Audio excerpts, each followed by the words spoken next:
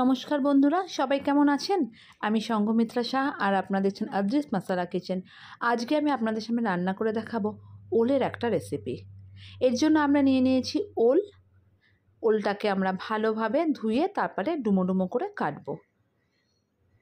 তো আজকে কিন্তু আমরা দেখাবো ওল মাখা। তো আমরা এখানে ওলটাকে ডুমো ডুমো করে কেটে নিয়েছি, ছোটো ছোটো করে পিস করে নিয়েছি। তারপরে ঝুড়িতে ভালোভাবে ধুয়ে নেবেন। অবশ্যই কিন্তু ঝাঁকিয়ে ঝাঁকিয়ে ধোবেন, ওলে কিন্তু অনেক সময় হাতে চুলকাতে পারে। এইবারে আমরা একটা প্রেশার কুকারে ওলগুলোকে দিয়ে, ওলগুলো ডুবে যাবে ঠিক অতটাই জল দিয়েছি, দিয়ে এইবারে আমরা এটা জাস্ট একটা কি দুটো সিটি দিয়ে নেব। যদি ছোট গ্যাস হয় তবে একটা সিটি দেবেন, আর যদি বড় গ্যাসে বসান তাহলে দুটো সিটি দেবেন, দিয়ে খানিকক্ষণ সময়ের জন্য রেখে দেবেন। তো আমরা এটা প্রেশার কুকারে বসিয়ে দিয়েছি ওলটাকে সেদ্ধ হওয়ার জন্য। যতক্ষণে সেদ্ধ হচ্ছে ততক্ষণে চলুন আমরা এর জন্য মশলাটা তৈরি করে নিচ্ছি। আমরা এখানে নেব মিক্সিতে সর্ষে। তো আমি এখানে প্রায় 3 টেবিল চামচের মতন নিয়েছি সর্ষে। তো আমি এখানে কালো সর্ষে ইউজ করছি, আর কোনো কিন্তু মশলা আমি এখানে দেবো না।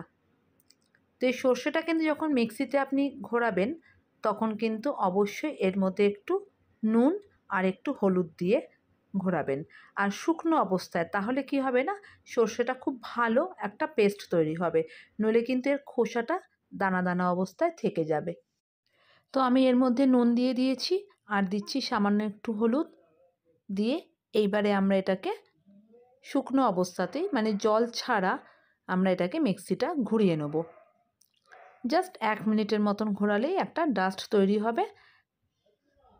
দেখুন কীরকম একটা ডাস্ট তৈরি হয়ে গেছে। এতে কি হবে না, ওই যে দানা দানা ব্যাপারটা থাকবে না, আর খোসাটাও ভালো পেস্ট হবে। অল্প পরিমাণ, খুব সামান্য পরিমাণ জল দিয়ে আমরা এটাকে একটা স্মুথ পেস্ট তৈরি করে নেব।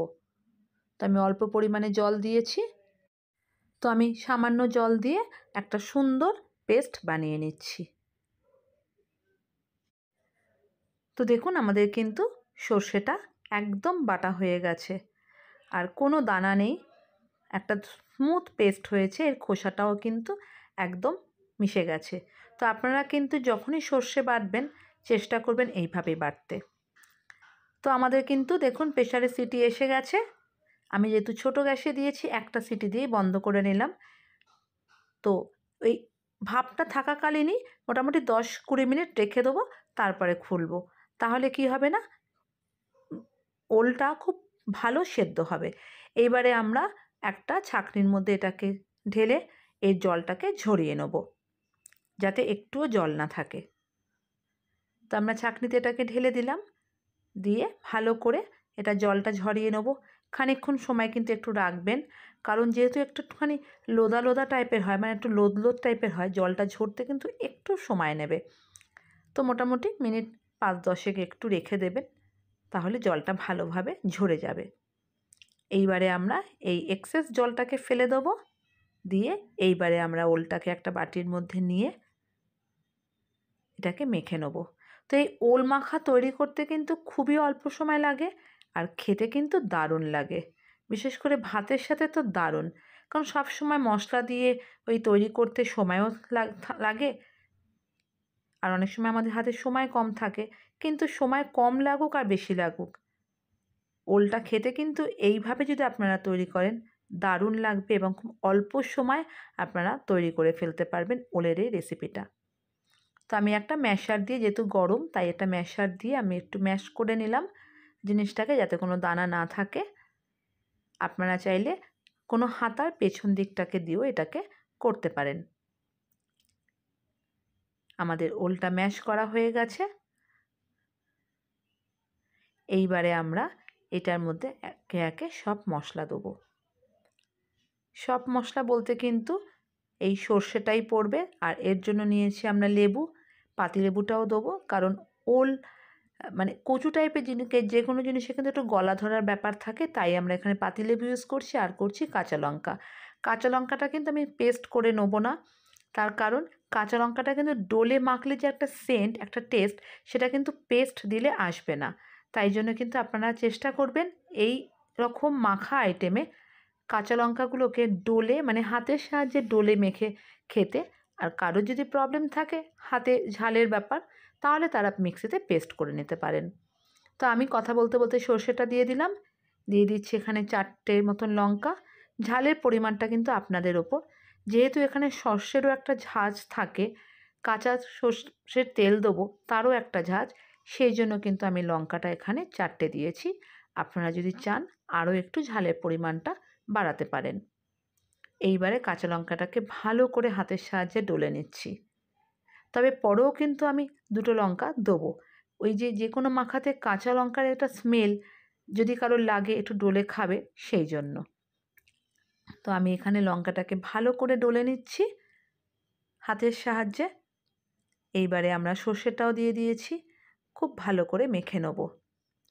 যেহেতু ওল একটু মানে লোদ লোদ টাইপের জিনিস হয়, হয়তো হাত দিয়ে যখন মাখবেন একটু লোদ টাইপের লাগবে, কিন্তু খেতে কিন্তু দারুণ লাগবে।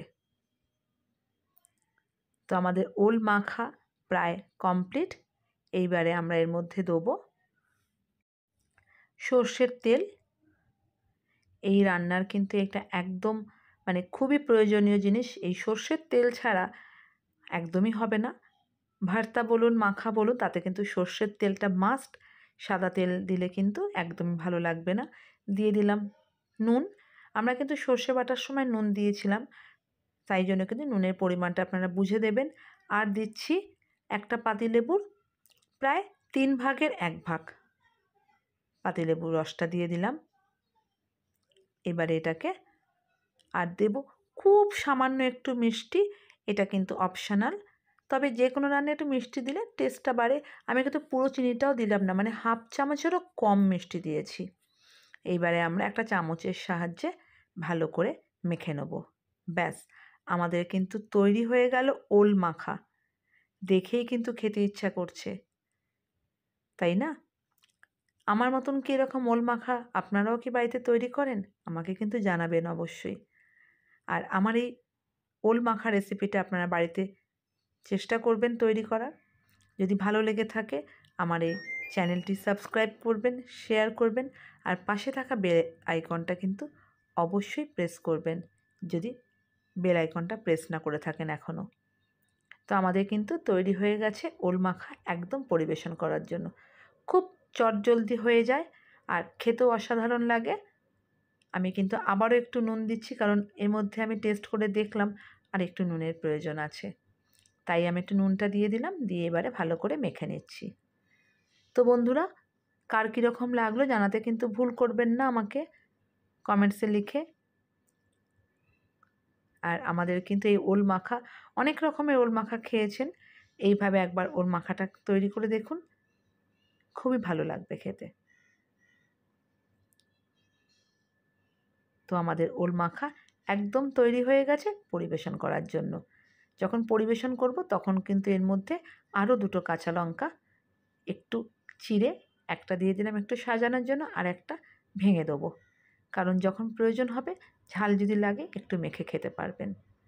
তো আবারও দেখা হবে বন্ধুরা, সবাই ভালো থাকবেন, সুস্থ থাকবেন, আর অবশ্যই আমার চ্যানেলটি কিন্তু ভালো লাগলে রেসিপিটা শেয়ার করবেন। দেখা হবে আবার কোনো নতুন রেসিপির সাথে। সবাই সুস্থ থাকবেন।